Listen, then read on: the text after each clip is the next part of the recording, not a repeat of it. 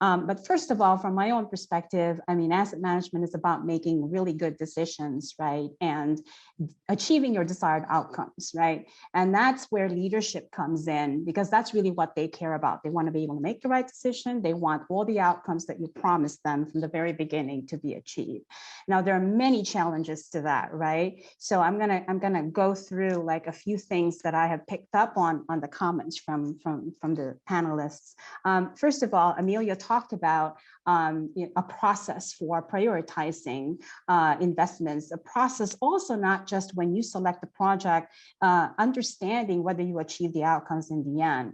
And the frameworks that are in place right now for understanding whether you achieve the outcome or not is an area, performance management, where we need to start looking into like, how can we put some of those tools in place that would help us assess that? Because from a financial perspective, we put the money, we make the investments, but then we never really truly understand. And I know coming from my own personal experience now, I came from New York MTA.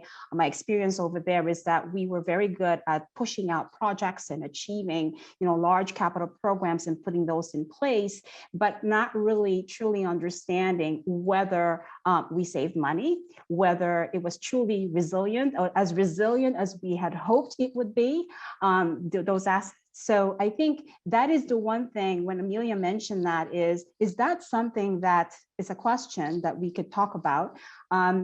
What do we have in place that would put something like that in, together in terms of a framework that would allow us to assess performance of the outcomes, right?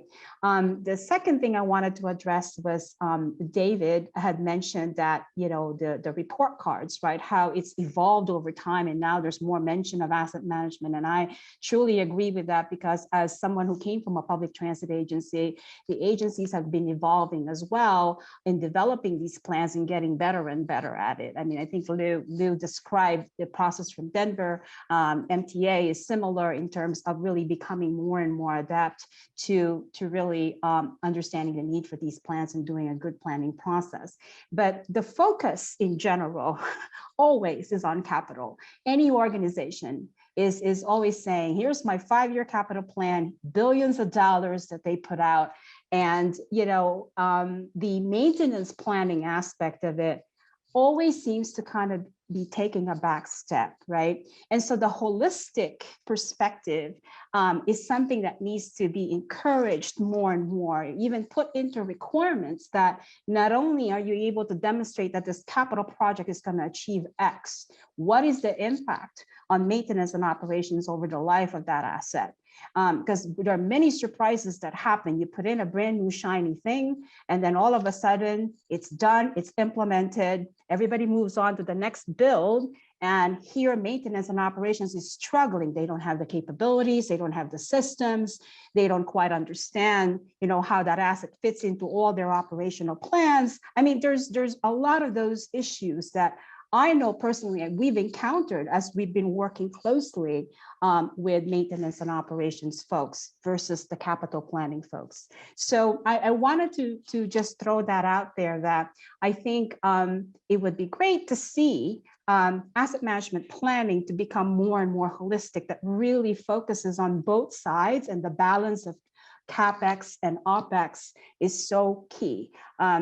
I come from a finance perspective. I was formerly CFO of one of the operating agencies for the MTA. And so that was my focus when I sponsored the asset management program, is to understand the outcomes, the cost of those outcomes initially as an investment, and of course, moving forward, what's it gonna cost us to maintain that so that it's built for the future and it's resilient, sustainable for years to come.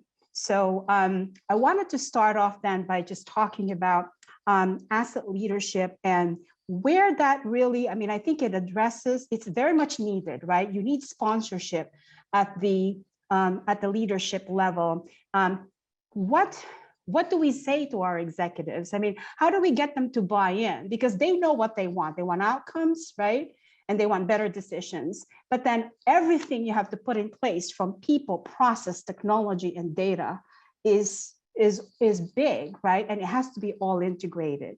So starting with, people, like how do we get the culture of our organizations to move forward? I mean, I think we could start having that discussion so that culture, which includes your leadership, having a strong sponsorship for asset management.